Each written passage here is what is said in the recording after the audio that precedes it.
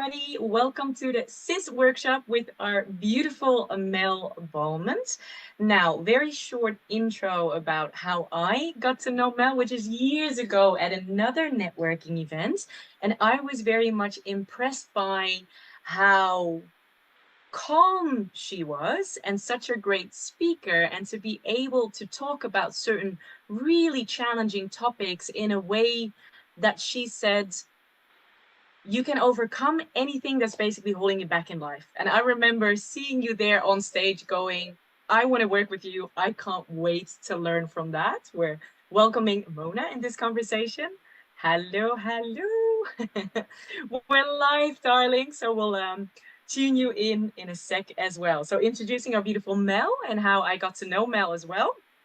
And for today, so I've been working with Mel for quite some time on various different things, so business related, but also personally related. That's why I was personally really excited to do this workshop with Mel, because not only does she have a background in specifically the topics that we're addressing today, and she'll explain a little bit more about that, but also because if there's anything that's coming up, like any blocks, limiting beliefs, she has an ability to somewhat recognize what blocks people might have around certain topics because she has worked with so many people. So she can then also specifically go, okay, we're working on this strategy. For the majority of people, this is something that might come up, and she can help us with that as well. So I feel very lucky and blessed to welcome our beautiful Mel as our facilitator and speaker for today. Thank you, Mel. Thank you, honey. Hi, Moana. Haven't seen you for a little while. Nice to have you online. I guess since you joined us live, because we weren't sure who would be watching replay, would you like to be in the hot seat, or would you rather just observe and listen, or would you like to be actually part of the case study, Moana? She's got something for you. Cool. But I like that consideration. That's a good option. Let's see, you're on mute right now. You might not want to share, you might just want to watch and observe, but if you would like to use you as an example to help people understand some of the nuances of the sharings, then I'm absolutely happy to put you on the hot seat and you can get one-on-one direct insights. I don't mind. Yeah, I'll go in the hot seat. I love that about you, Mona, to be open to certain things like that. Thanks, heaps. If there's something that you don't want to share publicly because we don't know where this is going to end up, then you can go, I'd rather not go into that. And I know you have the confidence to be able to speak up and say, don't want to discuss that. Yep. So what have you just said yes to? Let's frame up for everybody watching, particularly the replay. So yes. I just want to say up front, this entire process system, I didn't create this myself. I have learned this from somebody called Natasha or Tash Corbin. I've been doing her planning posse system for the first time this year, and it's so awesome. I'm sharing it with others, and of course I'm bringing in what I'm doing, which is why we're not really charging like a normal workshop, because it's not my expertise as such, that it's not my IP. I'm sharing it on behalf. And I want to do a shout out to Tash, because her stuff is amazing and it's really got me into the CEO mindset this year. I bought her planning system, and I believe it's actually still available to the end of the month. Today's 29th of Jan, so you've got a couple more days. If this is something that you want to dive in deeper, you can get the digital version from her and all the stuff going forward. Anyway, I love doing disclaimers of where I get my insights from, and if it's not my intellectual property, I've got to honor that. But this isn't necessarily a referral or affiliate thing about her. I'm just saying this is how I've set myself up, and I'm sharing some of those insights. At the beginning of the year, some of you watching may have been in the live workshop where I shared, how do you come up with your mission and vision for 3 to 5 years down the track? And then how do you take that from a future goal and break that down into maybe projects that maybe have a 9-10 duration, or it might be by year, or it might be by a date you want to achieve it by, or there could be an activity or a platform that you're booked to speak on, whatever the breakdown of the sub-projects of the big goal, and I'll explain that in an example. Today we're working on the sub-goals, the smaller stuff. So the first workshop was, what is the big thing? For me, it's my TED Talk. Not my TEDx talk, my TED Talk. And what would I need to have in place, learn, grow my reputation? What do I need to do to achieve this goal of a TED Talk, which is actually then a sub-goal of more global visions again. So it's kind of like this cascading waterfall of activities. So if TED Talk were my 3 to 5 year goal, which actually is now next year's goal, I've been working on this for a couple of years, what are the sub-goals, sub-projects, ambitions that I want to get to achieve so that I can have that TED Talk? So for me, it's things like Professional Speakers Association.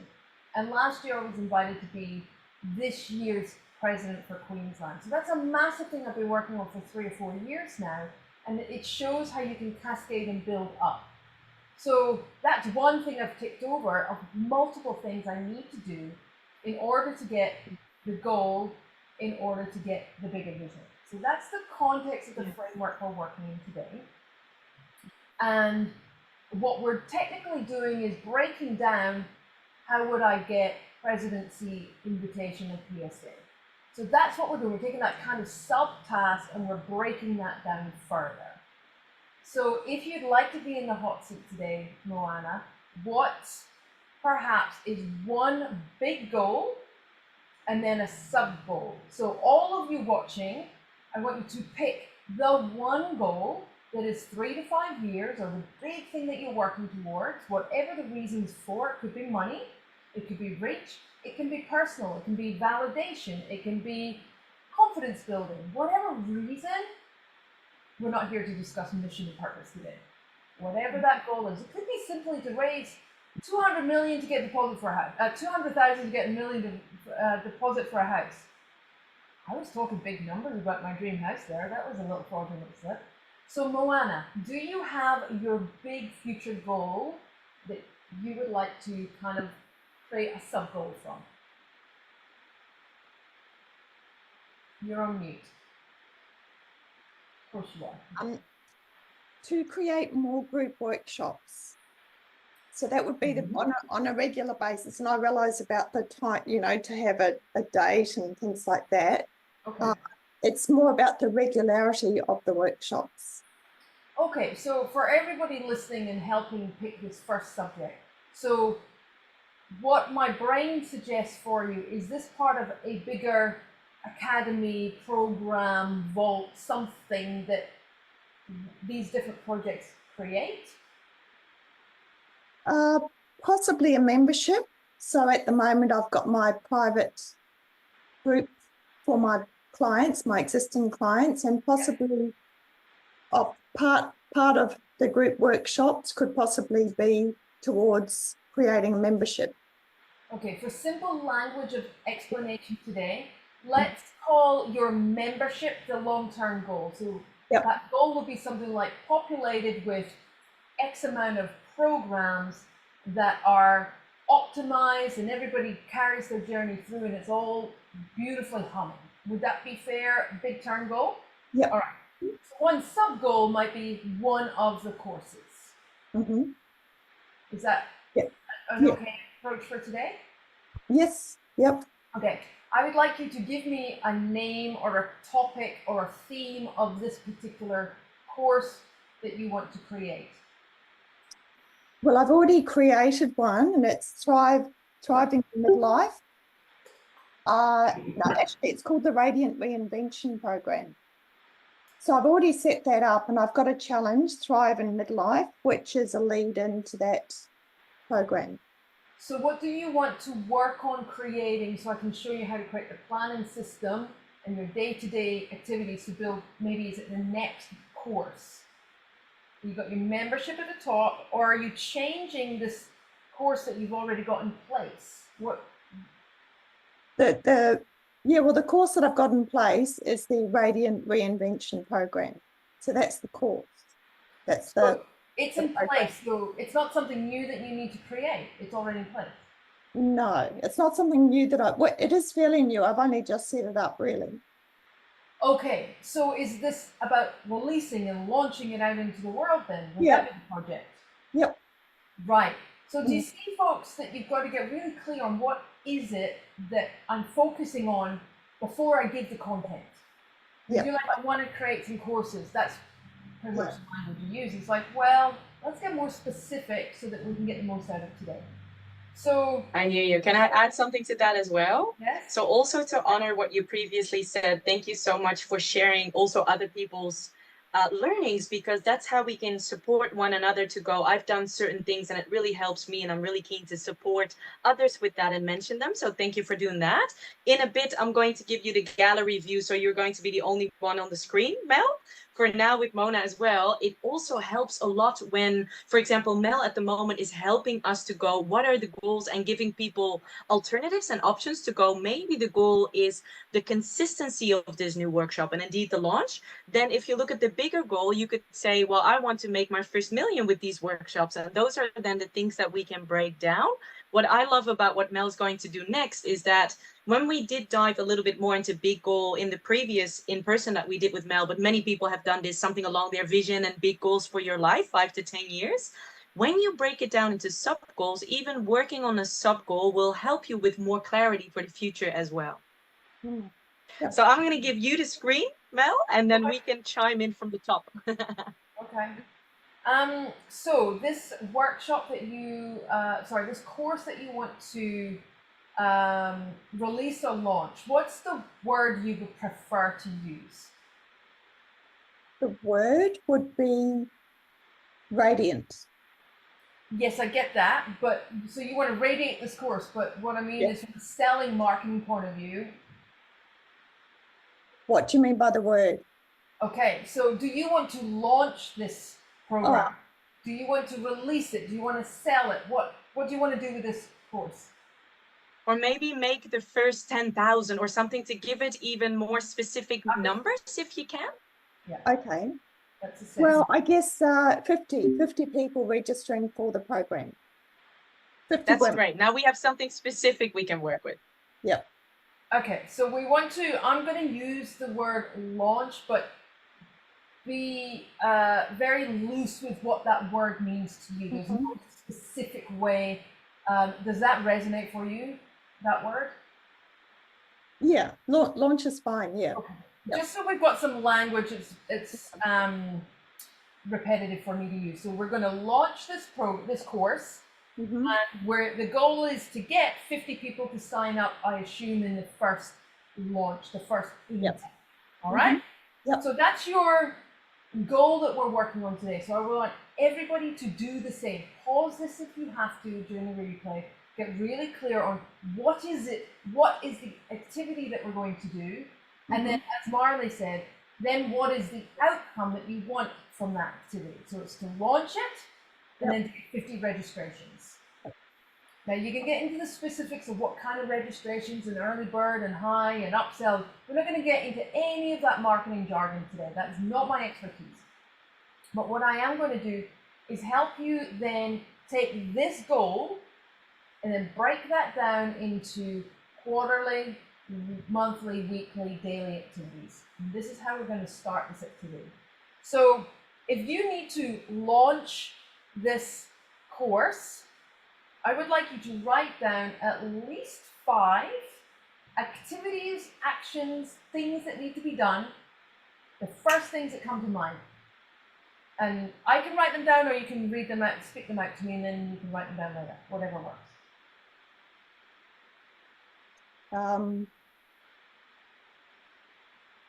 A webinar. Okay.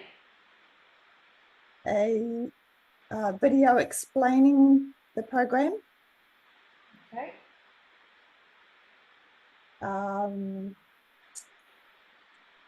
A blog with a link to information about the program. Some social media posts. Okay. And email newsletter. Okay. So those are things that you picked. I'm going to give some other suggestions for other people with whatever it is they're doing. If you resonate, you can add these to your list. Yep. So speaking on podcasts or other people's events, and you get the option to mention it. So that's guest speaking, I would call that. Mhm. Getting to do an email through somebody else's list. Maybe it's a small partnership. Mhm. In the more traditional sense of the word launch is partnerships where people are referring. So that could be another avenue, another activity you choose to set up. You could do some ads. Yep. You could do a full email sequence or a nurture campaign, Mm. a cold outreach one, and then a warm or a hot one to existing clients, telling them what's coming up next.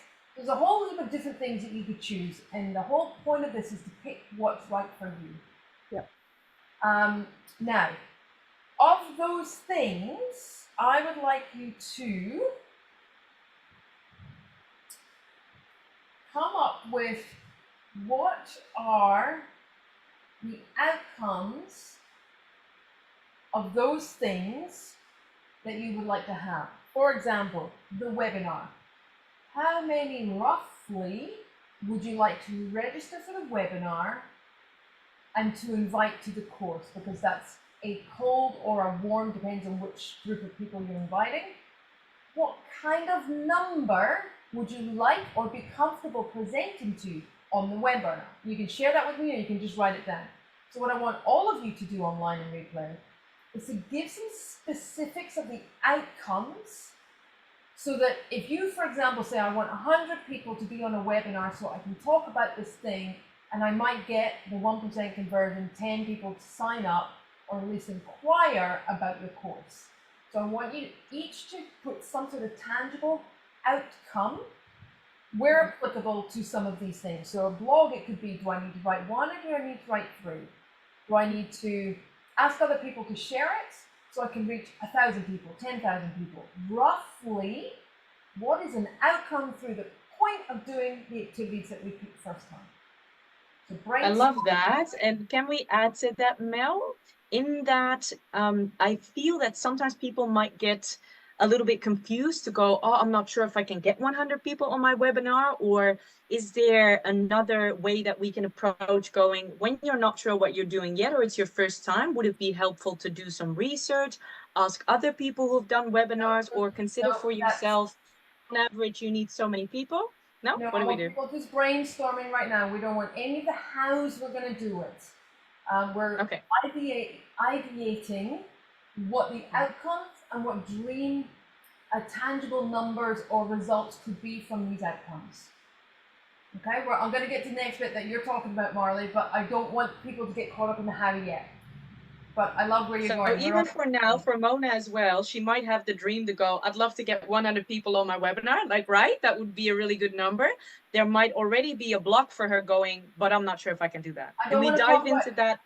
I don't want to talk about any of the blocks, any of the issues yet. This is still brain dumping creation mode. Thank you. Go.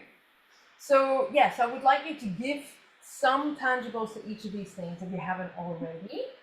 These are the outcomes. And what I'd love you to do is, I like a little chart at the side. So I've got outcomes and I highlighted that in yellow. So all the things that are yellow, I know is a tangible outcome. Now some of these won't be, Mhm. some will be. The next thing is, what is an output that's required potentially? We're still creating, we're still dreaming up potential options here. What actions, outputs, what needs to be done, what needs to be created in order to accomplish these 5 outcomes? So for example, the webinar, maybe you have to create it from scratch. That's one action, one thing that needs to be done. Mhm. I'd like you to, of these things, maybe you start a bullet list or some columns, or you draw mind maps, whichever way. I want you to brainstorm, what are the things that needs to be done in order to host a webinar, in order to write, release, and promote a blog. All of these different things have sub-actions. Mhm. And again, some you won't know where to start, you've maybe never done it, you don't know who's going to send something as a partnership for you. We're not coming up with any of the hows yet. What are the activities?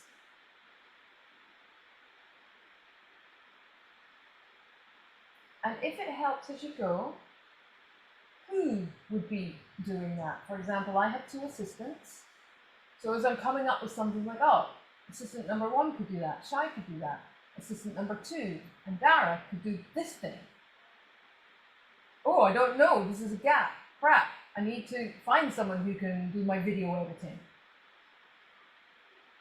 Take some time for the outputs and the responsibility person.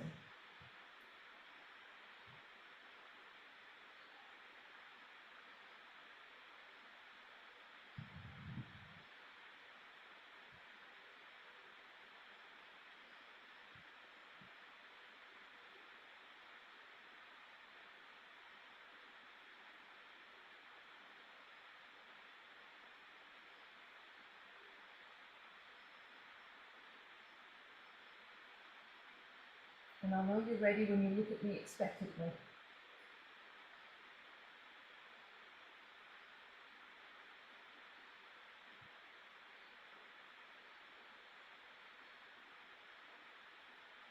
Okay, so do you want me to say them? You can share some ideas if you wish. It's up to you. Well, the webinar, I thought like the idea of 100. So to get 10 people to register from the webinar. The video, to create it and then publish it. The blog, to create the blog and then publish that as well. Email newsletter, to write that and send it out. Podcast, to interview some people and also create some of my own episodes. And partnership, I've already got a partner in mind, a health coach, and create some ads, and that was it, I think. Okay, so you see how you've got different activities.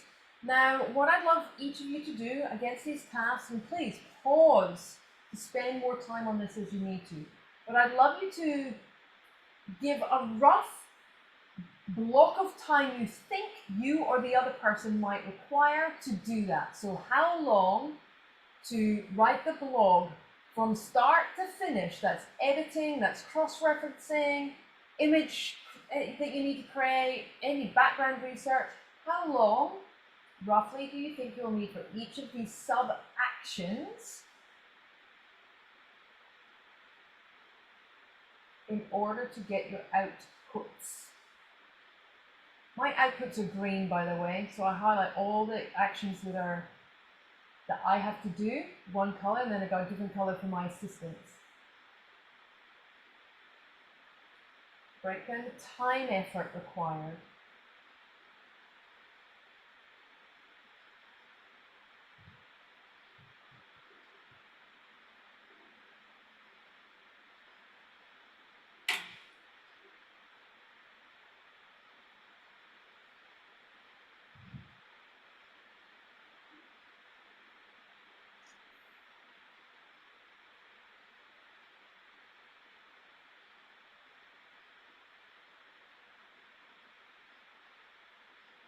I love how you're also giving it different colors. We all think and operate in different ways. Let me know when you're ready to move on. Okay, so now I'd like to get a bit more energetic. I'd like you to write down what you'd like to feel, how you'd like to be during these activities. Now this is a little bit sidestepping. This is my question to you. What, like for example, relaxed, ease, flow, calm, confident. What are the things that perhaps you need to feel or to be for each of these activities, especially if they're challenging ones that you're going to procrastinate over, you might avoid, you might overthink, you might be perfectionist about. And if it helps, you can go, I feel stressed about creating a slide deck for the webinar, but I want to feel confident. So I'd love you, if you're writing down negatives, I'd love you to switch that. What would you like instead?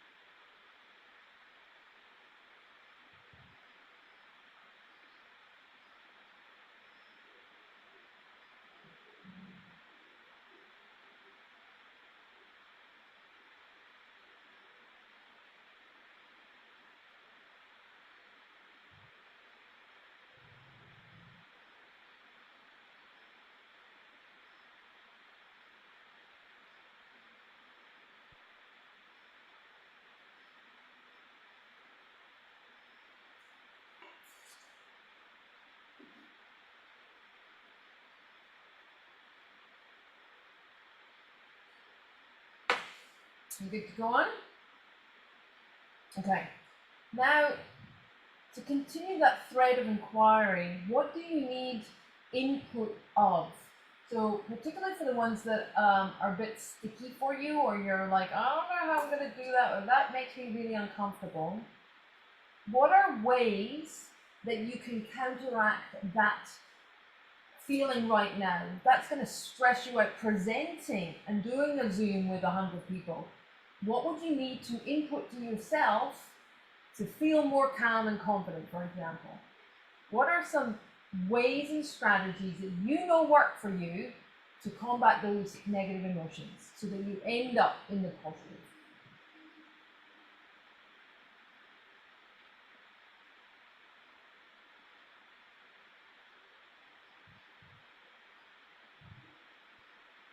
Can you summarize what we've covered so far? Because I'm writing it down as well. Specific activity, desired outcome, break it down into 5 steps, output.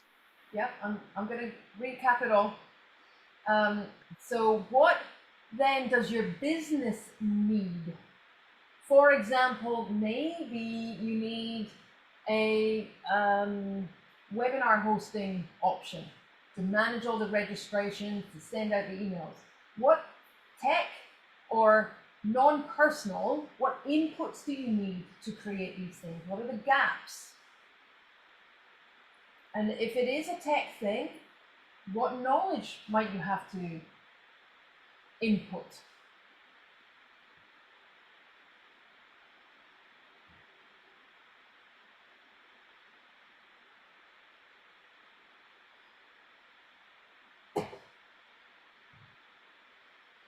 Now, I suggest I use these pink. What are the inputs that are most critical from those lists? So you might have, I need to be more calm, and I do that by going for a walk before I sit down and do some work. So I would maybe highlight the walk in that scenario.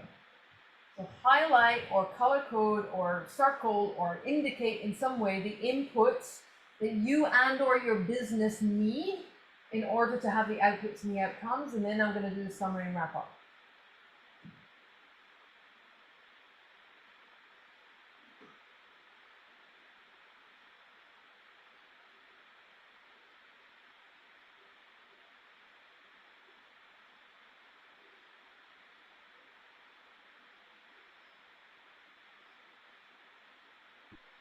Okay, now what I'd like you to do is prioritize in whatever way works for you. It could be you work on what is the outcomes of your 5 or more webinar, video explainer, blog, social media, email blast. I suggest the first one be a really easy one for you. Get some momentum, get some traction, and it starts to tell the world and yourself, this is really happening. I'm not just talking about it, and you're making yourself accountable because you sent an email out, so therefore you have to honor and follow through.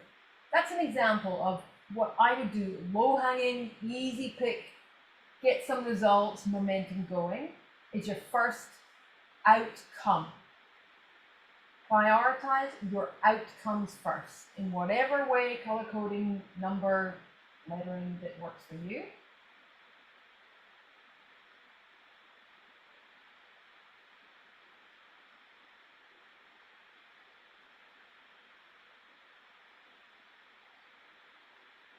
And then for that highest priority one that you've selected, do you want to let me know which one you picked, Lorna?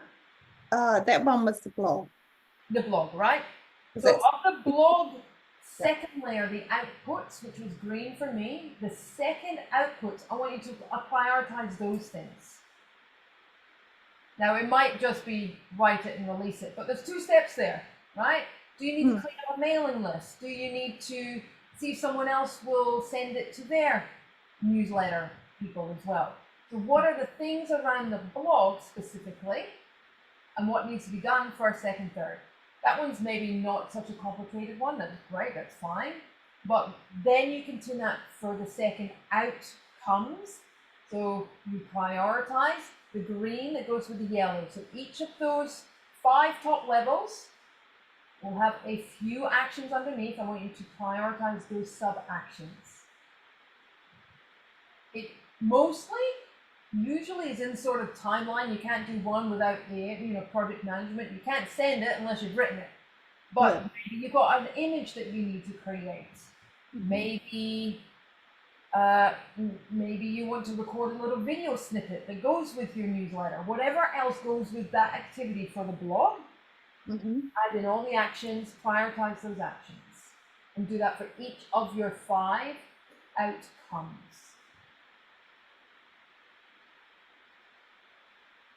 Again, pause if you need more time, you're getting more ideas. Do not rush this process. So are you saying to do this for each of the 5 ideas? Yes, so your webinar will have a couple of activities, the video explainer, and I want you to prioritize those as well.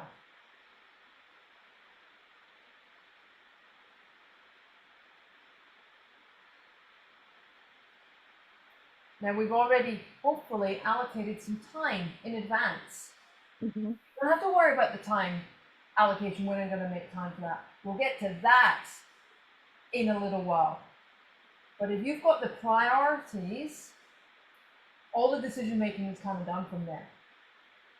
Now the next thing that's kind of standalone is what are the inputs and where do the inputs need to be plugged in, supported. Some of them might be specific to each of the outcomes.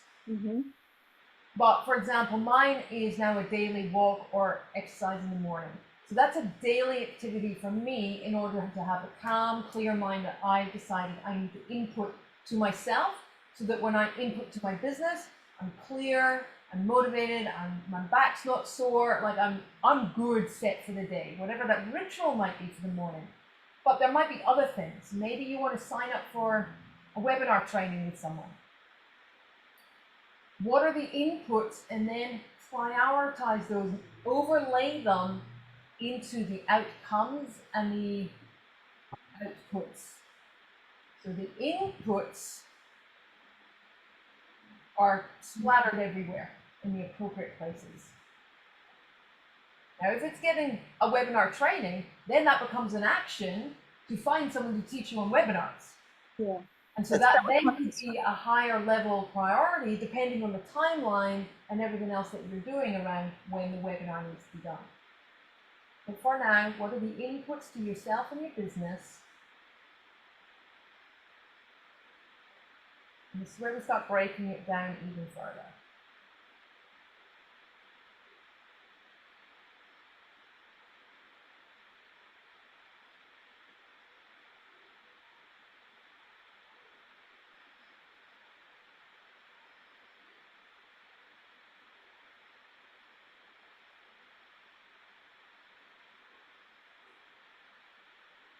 So some things that can happen during this. There could be some things that you're like, I actually don't want to do that because it means I've got to learn this or set up some tech. Actually, I don't want to do a webinar after all. Perfectly okay. That's why we give this conscious critical thinking around what does this require, the great idea, what does it require to bring this into reality?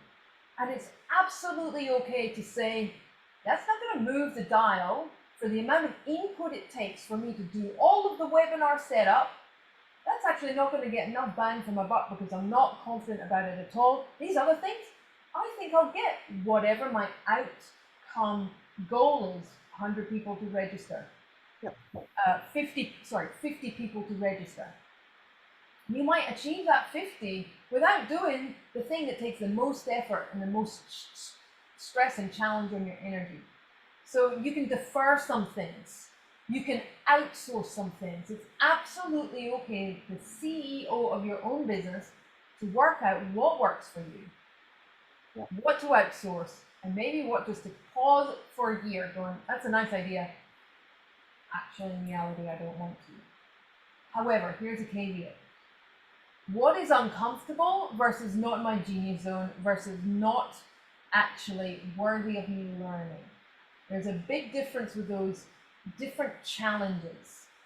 Now, from a mindset point of view, I don't want to do it, but I need to do it is an issue.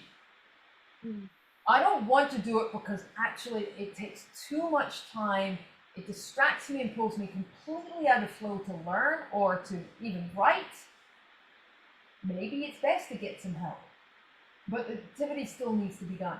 So because you prioritized and itemized and categorized everything at the start, you start to understand now it's actually something I need to navigate around and block procrastination, avoidance, sabotage.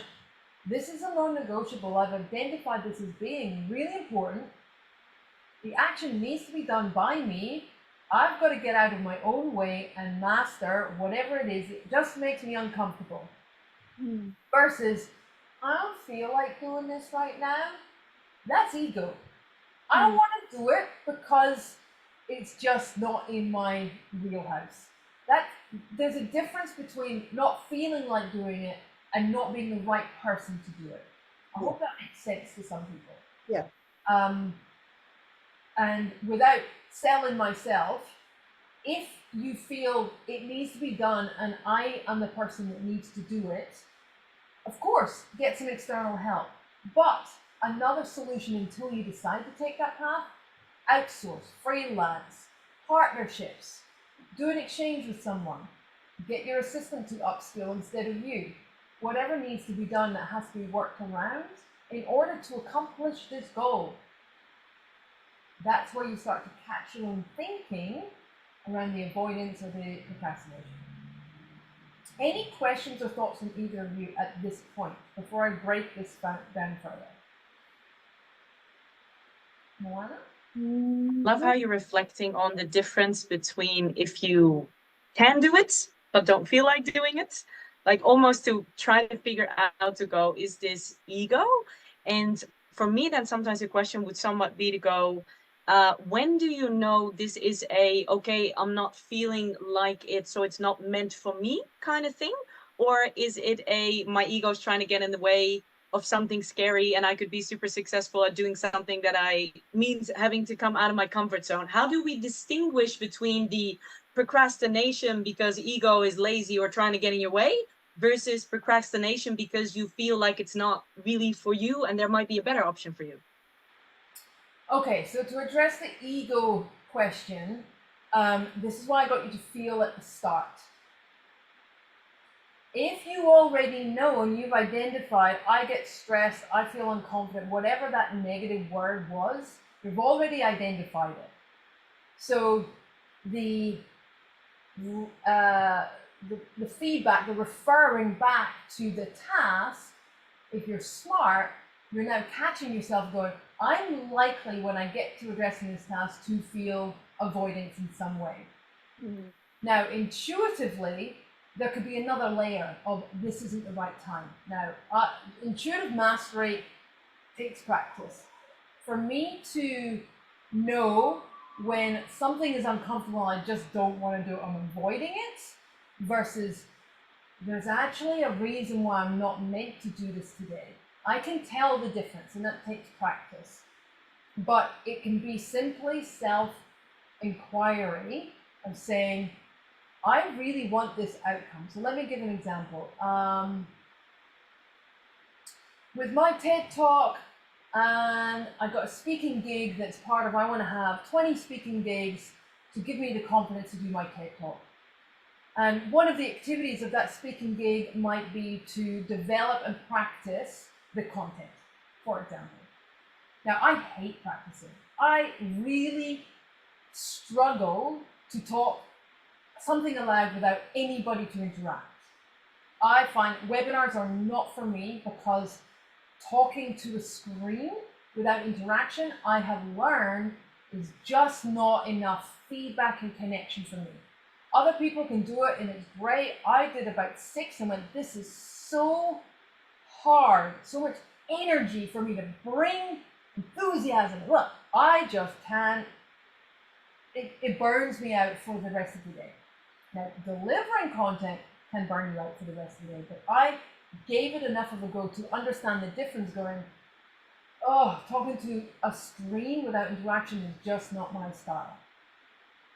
But because I now know that, and if I decide that that needs to be done, I need to practice to a camera so I can record myself and catch it.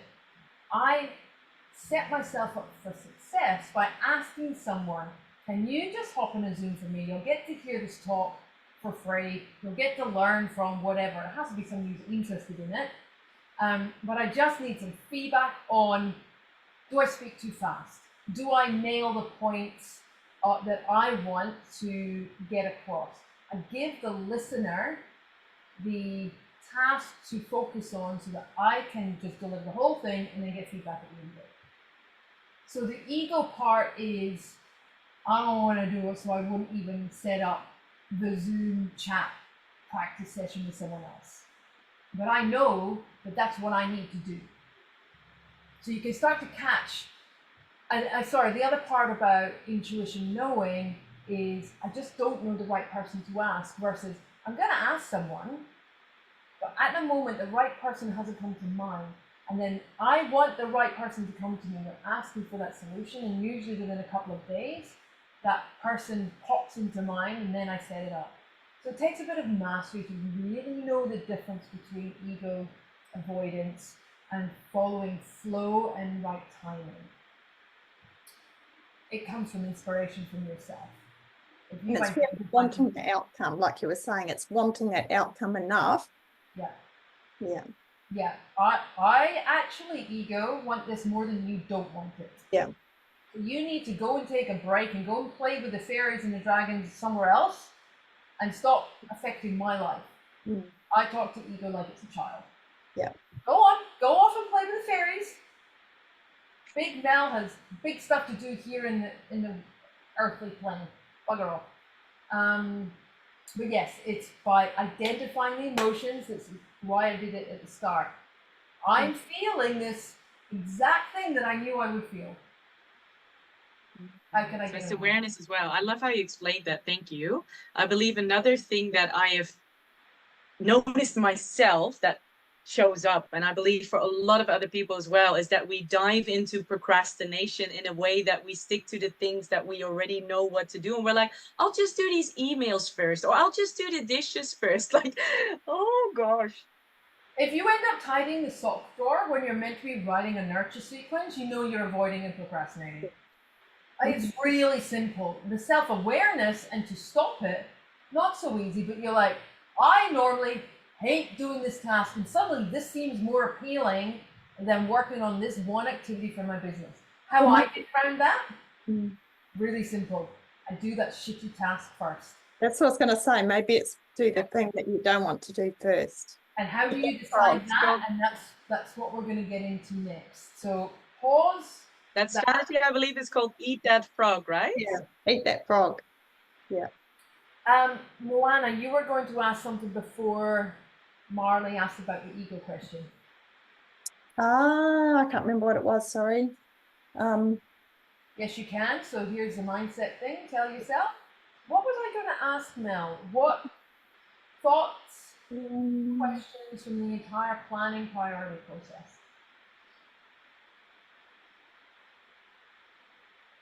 I don't think I had a question. Okay. You good so far then to move on? Yep. All right. So this is where we get into the daily and weekly planning. So what I would do, there's no right way of doing this, okay? It's what works for you. I would get my planning system or an Excel spreadsheet or, as Tash calls it, the big paper. Whatever way you like to organize your thoughts, because you've kind of got a list of sorts at the moment. Yep.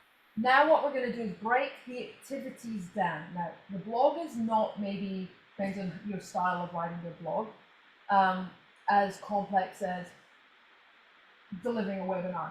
But what I'd like you to do is now, what are the tasks? And if it's just write the blog, then maybe it's just one task. But I would be breaking this down now into daily activities, and how I do it is I break down my month in a calendar. I like big paper. I break down my 3 months or my 4 weeks or whatever timeline the activity needs to be done by. Usually in this case, if we want to launch it, there would be a date. I would work backwards and I would fill into that, say let's say the 1st of June, a nice easy date. You want to launch this, or maybe you even go the date you want to start your program or the course. Say it's that, the 1st of June. So when would each of these sub outcomes the outcome is the course, the outputs need to be done, and what order? Yes, you can do some quicker perhaps, but what order do they need to be done? What are the prerequisites? A prerequisite, you can't do this until you do this. Maybe you can't send the blog with a link to join the webinar until you work out when the webinar is. Now you're mapping out the timeline that meets that final date. And if you don't have a date, let's pick one.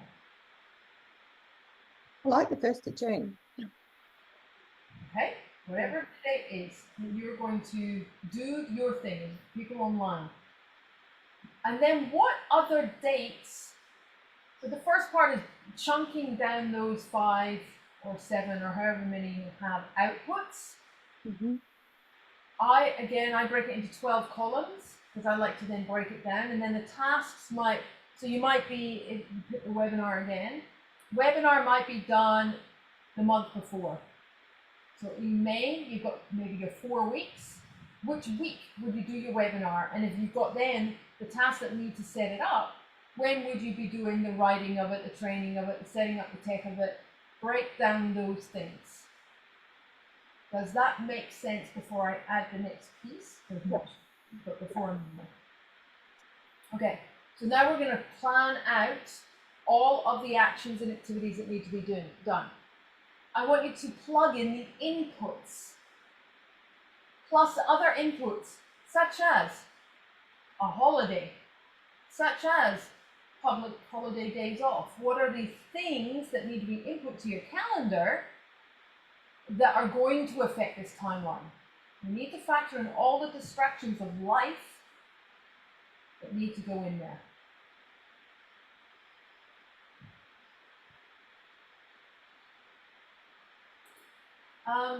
Marley, what time do I need to finish this by? I forgot to ask.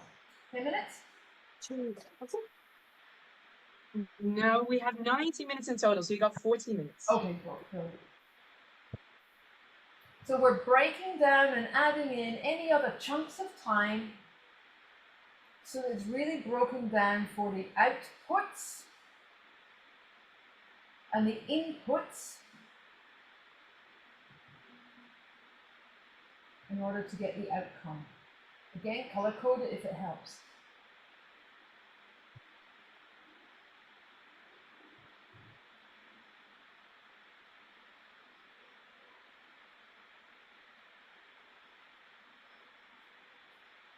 Maybe there's chunks of time. Social media is a very generic output. How many? Do you want to do little campaigns? Do we need to do opt-ins that are warming them up to invite them to a webinar, to invite them to the course? What other activities need to be worked out in order? The video explainer. What are you going to say and what's the call to action? What's the purpose of it? Maybe it's a mission explainer. The nurture sequence, what are the different things that you can put into all of the different ways of these higher level outputs need to be broken down.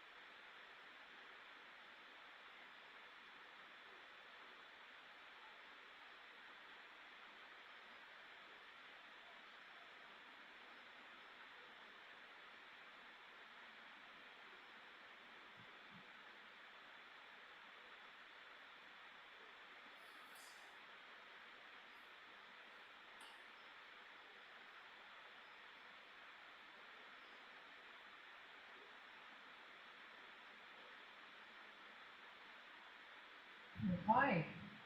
So now what I did next was use Tasha's planning system.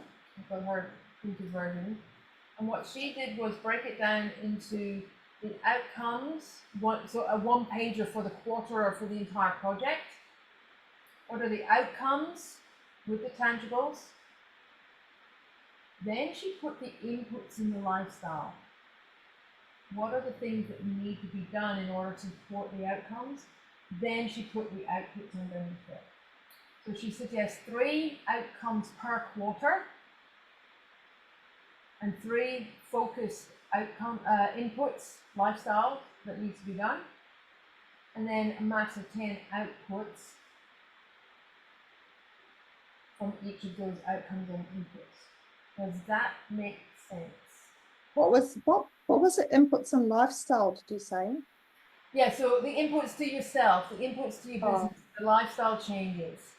I don't use the word lifestyle, it doesn't resonate for me, but that's a matter of patches.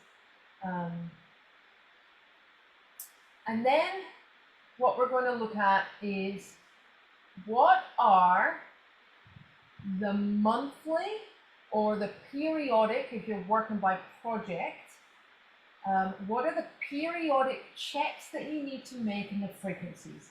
Now, if this is a quarter, maybe what are the monthly? If this is your project that happens to be 5 months long, when do you want to do a check-in to see how many registrations or your progress overall? So I'd like you to just pick a number, 4 weeks, 6 weeks, 8 weeks, depends on what your goal is. What periodic checks, period are they going to be first? Just pick a number.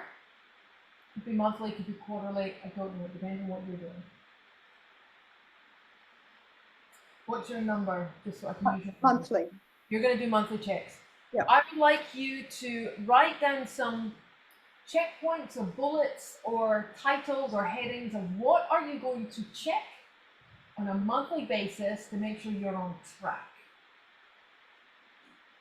It's easy to say numbers registered, but if you're not actually even opening the cart for registrations till the last month, that's no point putting that as a monthly because it's going to be nil, nil, nil. That's not going to create motivation. That would come towards the end. Yeah. So monthly, it could be as simple as reviewing this if it's a spreadsheet or an Asana checklist or program category. Mm-hmm. What are you going to check monthly? It could literally be reviewing the plan. It doesn't have to be overly complex. What was the last thing you said? Sorry. Pardon? What did you just say then? It doesn't have to be overly complex. Okay. Yeah. Just be one line. Each Yeah. month, I'm going to check my progress of the entire project plan. Mm-hmm. Or checklist, or whatever it happens to be. Yeah. From there, now what on a weekly basis do you need to do? And this could be your CEO input. Did I go for 3 walks this week? Did I go to yoga? Whatever you need to do for your inputs, Mm-hmm. for yourself and your business. Maybe you check those weekly, maybe you check them monthly.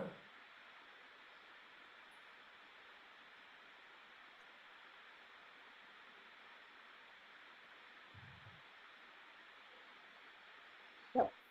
Now, I personally have a Monday morning checklist and a Friday afternoon wrap-up checklist. So you could choose to do that as well. What do I want to do at the start of the week and what do I want to conclude at the end of the week? Mm-hmm. Do those as well. And then on a daily basis, morning or afternoon, what do you want to just quickly check in on yourself for your CEO mindset that says I'm on track because I'm capturing. So it could be business as usual stuff, sending the invoices out. I do that on a Friday because I look past what's been done in the week. Right, on a Friday afternoon, I make sure I have it because that used to be something I'd always forget to do, send invoices to my clients. Oh, the most common one, obvious one is, have I done everything? And if I haven't done everything, have I tracked what is partially complete or what needs to be followed up? And have I made a note for Monday morning to get my head in the game? Because the Friday afternoon, really, the output of that just as my review list for the Monday morning. Keep it simple. Yep. So for all of us, what are the things we need to do to manage our procrastination and avoidance? What is something that I can build in to one of my regular check-ins with myself? Maybe it's an accountability session with a buddy.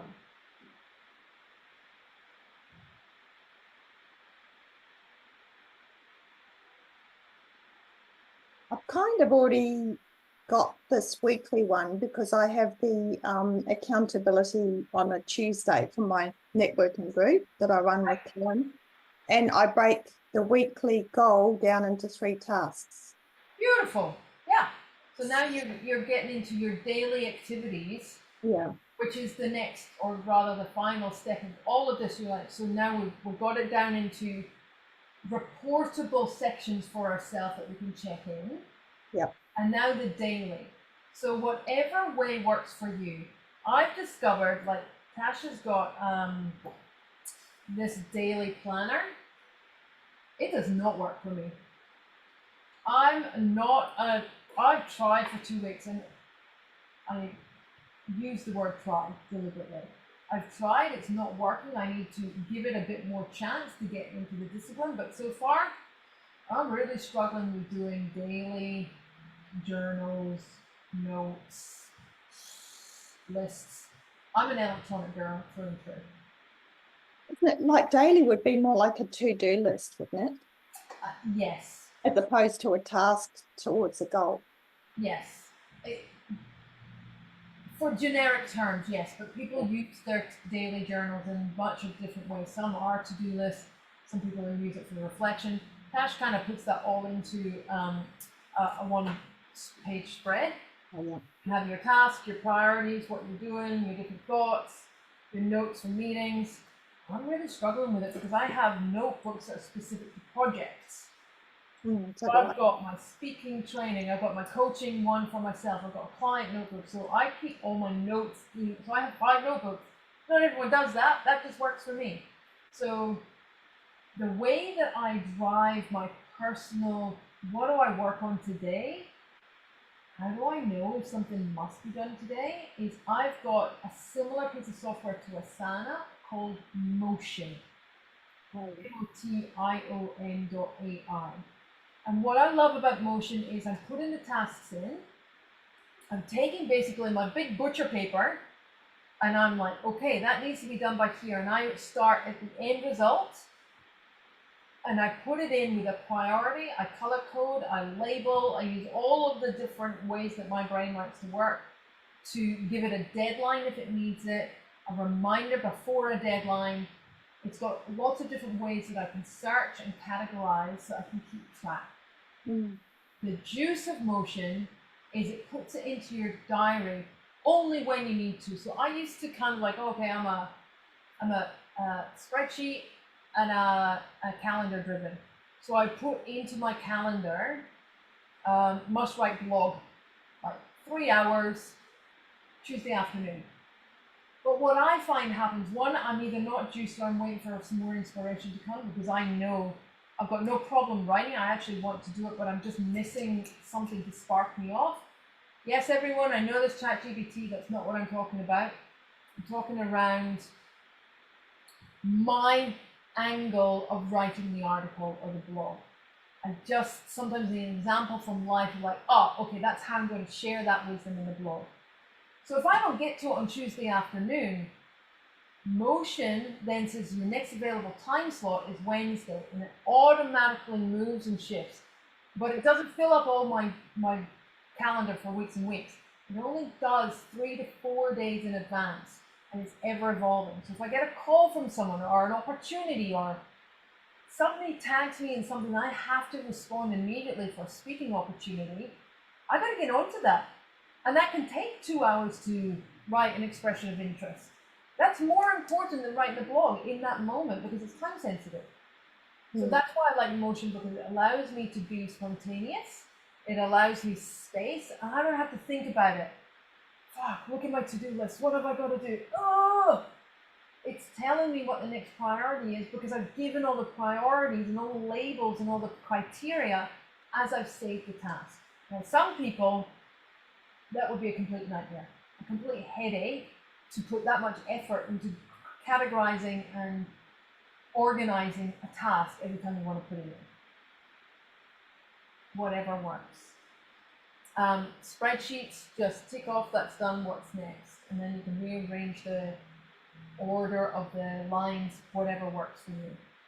So that's kind of all I really wanted to cover today at a very high level of how I go from a big, and I'll summarize and wrap up, big vision. And the way I help people picture this is, it's kind of like a flow chart. My old corporate days, like an org chart. So my big vision's at the top. Yeah. These are the outputs, pardon me, so let me get my language straight. These are the outcome, that's the outcome. These might be outcomes, so TED Talk, the outcomes, the shorter projects, and then these are some of the tasks, and sometimes there's daily, shorter other tasks. So drawing it like that is my first way of doing it. What are my big vision goals? What are my outcomes? What's my inputs that I need to do to learn a skill gap, to manage my own energy, to collaborate with someone else? All of the ways that I need to input to myself, input to my calendar, and input to my diary, input to my business. And then what are the outputs, tasks, and subtasks that I need to create? Prioritize those into what do I need to hold myself accountable, quarterly, monthly, fortnightly, weekly, and then daily. That is my planning system that I've extracted from Cash Corbin's planning system at a very, very high level. Thank you. That's very good. Powerful. So I have a question to go a little bit more into detail as well. Yes. Because you're a tech girl and you prefer to do most of the things online as well, is there a specific tool that you recommend to create that org chart? So you already said something that you're using Motion. Are there any other tools that you recommend to us? I love Canva, but I'm a visual, so I'm a visual outputter. So here's something completely different. The way we communicate is it's fairly understood that people are visual, auditory, kinesthetic. I'm all of them, and I challenge everybody that you are all of them in different ways. So when I'm doing ideation, I'm a drawer, and I love Canva for taking the logic out of my head, and then, right, this is how I visualize it. To me, it's a pyramid that flows down. Now, I also took that from Michael Michelson, who's a multi-million-dollar coach. Learned his system years ago and went, that works for me, and so I put it in Canva. But from a management point of view, spreadsheets. That's how I started. Love spreadsheets. I like lists and then put little check boxes in it. I'm a big ticker. Love ticking things off. I've changed the text from black or orange in my case to gray. It's done. And then half the sheet looks like it's complete. Woo! I've got momentum. So it depends on how you like to work. So the kinesthetic in me likes to draw diagrams. I've drawn 2,000, I created 2,000 files in Canva. I use Canva for all sorts of stuff. Does Canva have a limit to things Not with the pro account. It used to have a 100-page limit within one document. That's expanded as well. I haven't hit any limits yet. So software, again, I use Asana, but I've stopped using it when I found Motion. Do you use mind maps? Do you use any mind maps? No, I never got into that. I found it chart or something. Each their own. If you've got something, I think Notability has got mind map tools. For me, I just draw it onto big paper, however it's coming out, because then I can like, you know, when you're on the edge of the paper and you're running out and you're like, okay, so that actually needs to come up on here. So I draw it on big paper, then I put it into whatever software most translates to. And then you've been using Canva to create those org charts as well. Because I think indeed what you mentioned, Mona, with mind maps, there are tools, for example, like Miro, like there's quite a few things out there. So indeed, it's interesting to have a bit of an understanding to go, what are you using, Mel? Mona, maybe you have a tip. What is your favorite software that you use? I do like Lucid Charts. It's good. MindMeister is really good for mind maps. Yeah. And I started using that before I knew the correct way to use it. I just made up my own symbols and things like that that made sense to me. So Yeah. I've actually been using those for a long, long time. Brilliant. And that's the key. Stick to what works. Don't change it just because I've mentioned other software. When you've got a system that works, don't break what's working. I hear you. So there's an example which I think is great. You now see systems that are kind of all in one. So when, for example, Asana is similar to ClickUp, so then I was using ClickUp, and then they also started introducing the things that people ask for. So then they go, okay, you can also make your mind maps in there. And sometimes that becomes a little bit overwhelming. But if we consider, if people would be willing to move over to something, it's either because you go to all in one. So I ended up doing that, not having to pay anymore for example, ActiveCampaign, which is your email marketing, and a CRM system, end into one platform that you would pay for monthly, which would then be your calendar, your calendar, your CRM system, your email marketing. So there's another thing I think Mel might be able to assist with as well. When we are exposed to these new ways that work really well for other people, and I love how Mel also adds to go, I've learned this system from another coach, which was a 10K investment or something along those lines, that we know that it comes from legit people and legit investments. However, our brain feels quite comfortable in our comfort zones. So whenever we need to challenge ourselves to learn something new, for example, your brain goes, okay, is it worth it? Because I'm kind of keen to do the dishes right now. So based on that, Mel, what kind of advice can you give us to go, these are opportunities to look at what is available there and overcome that feeling of, oh my gosh, here's something new and I have to learn it again? I think it comes down to what your preferred method and style of operating is. Some people hate tech. No problem. Stick to your notepad, stick to your journals. I paid $500 for these because I thought this is what I needed. This is what will get me going. All the other bits that come in the program are great, but from a planning and writing point of view, it doesn't really work for me. But if it does for you, do that. Stick with what works. And as far as, and I'm not criticizing anything about all-in-one systems. I love saving subscriptions. Like, fuck, at one point I was spending $400 a month on programs I wasn't using. But if you have two programs that work for you and you are getting your value, what you need from it, stick to the two programs. You don't have to go into one because they're all different. They all have pros and cons. Some are better to use. Some integrate with other parts of your system and business. Some don't. If you're looking for something specific, have a one-on-one conversation around how you like to work, what you have that works or is free that you don't need to pay anymore, and what is the gap that you're trying to fill before you subscribe to another piece of software.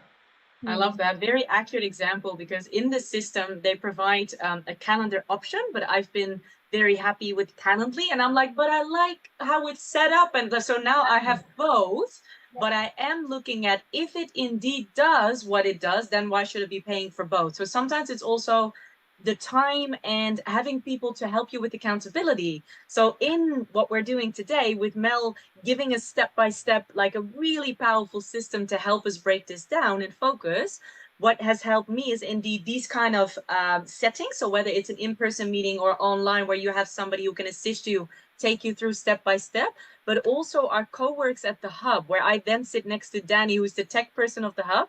She literally sits with me and just goes, all right, what's next? And I open an email or something tech related, and she helps me with it. And because she's there, I can do it. If I had to do it on my own, either I really don't feel like it, or it takes ages, or nothing is working. So sometimes it literally helps to have that one person who can keep you accountable, whether that's online or in person, like really makes a difference. Yeah. Moana, any other questions? No, that was very enlightening, and I love the way that you broke everything down. It was great. And I agree with you. I think if you've got two programs that do the same thing, you just work out which one works the best for you. Yeah. Yeah. I have a question for Mana. What made you decide to join us today? So can you tell us a little bit about how were you exposed to the event coming up and that made you decide to go? Yep. So tell us a little bit about our customer journey. Well, I just saw it this morning and I very rarely get to make it to your events. So I just thought, and I know both of you, and I just thought, oh, I'll pop in. So I didn't really decide. As you probably know, I didn't decide until about 5 minutes before it started. Yeah, and I thought, yeah, I had, I'm just doing some other stuff this morning from home. So I just thought I would, Well done. yeah. Fantastic. Thank you for joining. And also for Mel, in terms of what you wanted to share for today and your expectations of today, how did you go today? Sometimes it's really cool to reflect on our expectations as well. Yeah, look, it's interesting because I'm still going through some of this planning process myself. I take usually December, the month of December and half of January to prepare myself for the year ahead. December was so hectic right up to the minute. I didn't do anything. Mm. In fact, sometimes I start in October, November. So I'm still in my development process. And to answer your question now is, I love helping people be optimized. Like productivity and strategy is my number one strength in StrengthsFinder. It's just, I have a very logical mind that simplifies systems and things. I love productivity tools.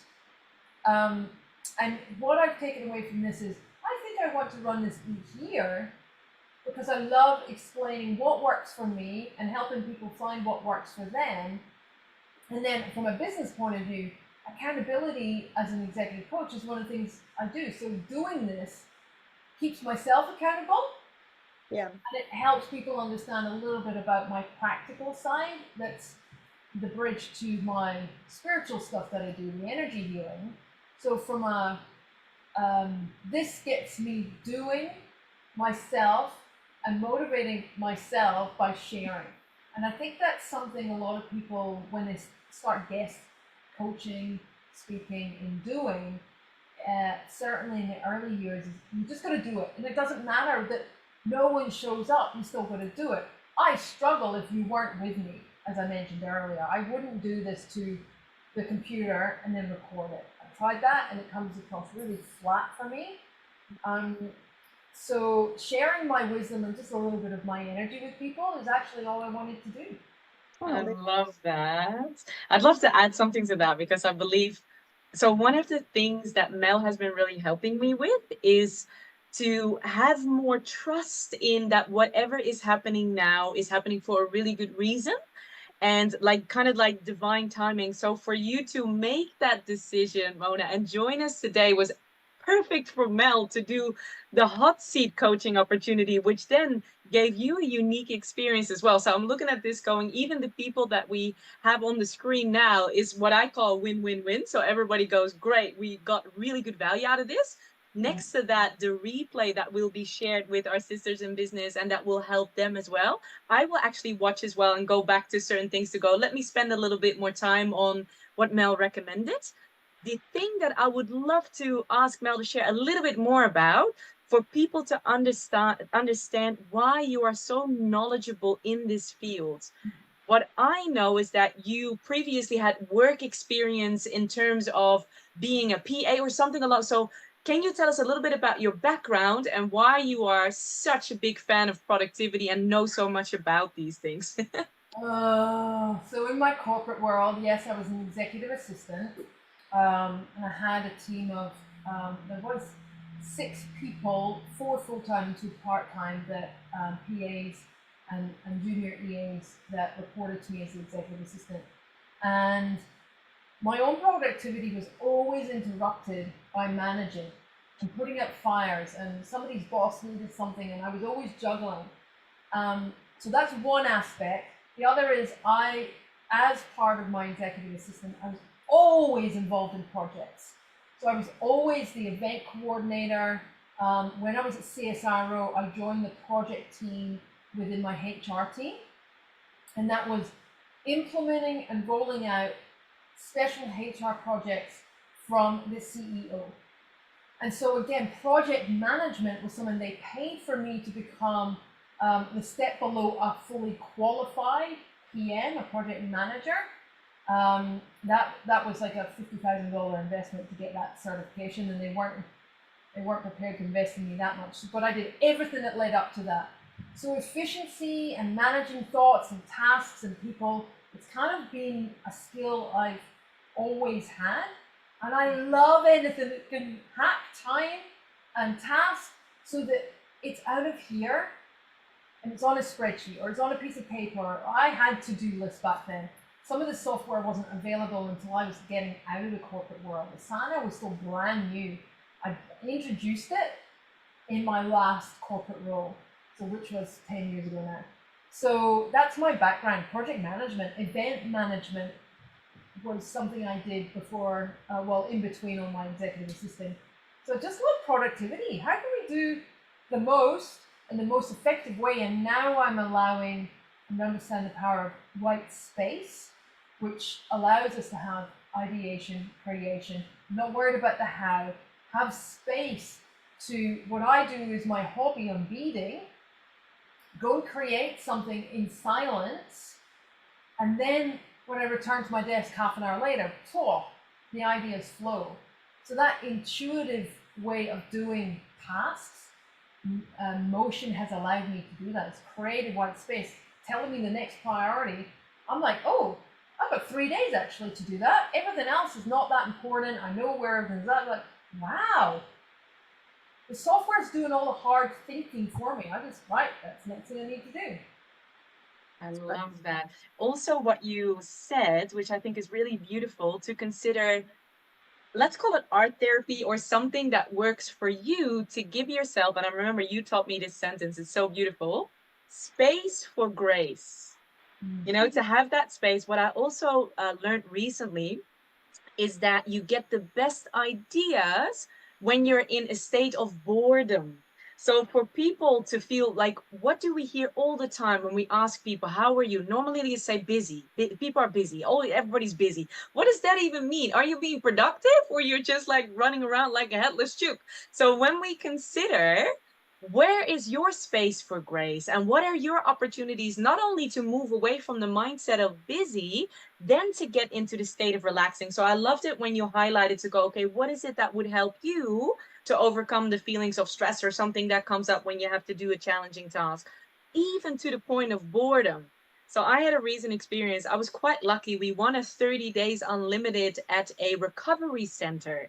So we have 30 days access to float tanks, massage rollers, compression boots, like infrared sauna. So I'm like, let's max this. And even when you have something unlimited, I'm not going every day. I don't have time for that. Like, I'm like, okay, I'll go as often as possible. So we went I think I went 4 times, which I thought was quite impressive, because a float, mind you, is an hour. It's 60 minutes. And the first times I was in there, I'm like, how much longer? Like, how long is 60 minutes? When is this music coming back on? Maybe they forgot about me. Maybe I've been here for 2 hours. You know, like there were all these things in my mind. And I remember one of my best friends saying that we struggle to relax. So I'm like, wow, not only am I trying to get out of the I'm always busy mindset to a state of relaxing, which is stage 1, but stage 2 is to be bored and therefore have the space for grace and let those ideas come in. So for Mel, it's beading. And I love, because a lot of her beautiful jewelry, she may have made some herself, which I think is fantastic. Now I realized I can do some float tanks, and eventually I will get to the point where these great ideas are coming through. What is it for you? Everybody on the replay as well, please share with us. But also for you, Mona, what is space for grace for you? Doing something creative. So not necessarily to do with the business, but just, and I do want to get to it, but I'm starting to potter around a bit with painting. Nice. And there's a painting that I started last year, and I really want to get back to that. So it's of my granddaughter and her friend walking on the beach. So that would be it, because I just think when you're being creative, that's when your mind is open and relaxed, and that's when you get the ideas. So true. All right. Before we finish, I'll show you something in a sec, which is an exclusive. And the fact that I'm deciding to show it, because I actually wanted to put it in the bin before anybody could see it. We just had a mastermind weekend with the Entrepreneurs Club, and they indeed did different things, because normally you expect to be in a mastermind from morning until the afternoon with a lot of content, you know, when they, so what we did instead, he took us to the movies on the first day. It was a beautiful movie, One Life. I'm not sure if you know that one. Gold class, you know, like everything top range. So whenever we go to a venue or the things that we have, the notebooks, everything is first class. So I thought, ooh, that's really, really nice. He revealed the resort we're going to stay at the retreat in April, which is a 5-star resort in Thailand. I'm like, woohoo. Normally, when I look at Christian, love him very much, I don't think he would book us a 5-star hotel, you know, like he would just go, look, this one looks great, not 5-star, but it looks great. So that was great to do that. And yesterday, the second day, they took us to a distillery and we did paint and sip of a self-portrait. This hilarious, a self. You have to find like a photo of yourself and put it there. And I'm like, my God. So we did that with some inspirational words around it. I'll show you. It's absolutely hilarious. If you see, You're not going to throw it away, are you? I'll show you. Oh my God, yes, I'm not bringing another one, but it's so funny. So I'll show you in a sec. Before I did that, I wanted to add one more thing and then we'll close it up. So many people have said that the last few years were quite challenging, you know, like with COVID coming out of that, all that. I've also heard so many people say that this feels like it's going to be the best year yet for all of us. I feel that too. Like we have some big things coming up, moving into our home, renovations and a wedding. So we got some really cool things coming up. May I ask people on the replay share with us as well, why do you think it's going to be your best year yet? And also, Mel and Mona, please share, why do you think it's going to be your best year yet? Go ahead, Moana. I think, well, my word for this year is resilience. So I really am going to be open to whatever comes. So yeah, that makes it exciting because I will make the best of whatever situation comes up. Love that. Powerful. What about you, Mel? I don't actually have a theme word for this year, and it's the first time in 8 years I haven't. I just haven't landed on anything. And so I think that just for me is the essence of fluid and flow. And like I haven't done so much reading, craft, but I've been more productive than ever. So the time that I'm taking to do, and here's a little hack for people, listen to a webinar or something that you're like, oh, this is just not a good use of my time. Do your hobby at the same time. You feel like you're winning because you're doing something you love and learning or whatever it is that is like, oh, good. Great tip. Love but that. Yes, I've heard a lot of people feeling this year is this isn't just feel good. It's just a deep, intuitive knowing this is the year. And I've heard that so like 20 times. I've lost track. So bring it all on. I love that hack, how you mentioned you can do that with a hobby. So I often go for beach walks where I do mental and physical exercise. So I'm doing my steps, but I'm also listening to like an audio book or something like that. Oh, I want to put a disclaimer in there. I used to do that. I now don't because two things. One, I like to write notes sometimes, so while I'm bathing, I can listen and because the ideas flow and I want to capture them, where I can't do that when I'm walking, or I have to stop, put in a note into my phone, and then when I come back, I have to get the note out of my phone. So that's one reason why I don't, and that's not to say it doesn't have to work for you. But the other one is I am now being more present. Yeah. And if I'm exercising and walking, I want to hear the birds. I want to look around me instead of having my head in a digital space, plugged into something. I leave my phone in the car. I take my watch off. I go and be with nature. Yeah, I love it. Interesting you mentioned that. I've indeed spaced it out. I used to always listen to something, and now I sometimes do and sometimes don't. So it's nice to trial new things for you and see what works. In terms of deprivation of the outside world, float tanks, hallelujah, because you literally are in this dark space and you feel like you're floating, right? Like no gravity. It's powerful. Apparently it's equivalent to 8 hours sleep. Thanks for joining us, Thank you, everybody. Lovely to see you. Special thanks to Mel. Please, Mel, also when we share this replay, can you please tell us as well how we can do work with you? I'm already looking forward to our session tomorrow. So I highly recommend working with Mel. Mona, thank you so much for joining us. we're going to do more this year as well. I know that's going to be very excited. Also, all the people watching the replays, please reach out if we can help you with anything, connect you. And also, if you're keen to host an event, we're happy to support you with our network as well. So simply reach out. Thanks, I think Mel. that was Thanks, it. Carly. Ciao.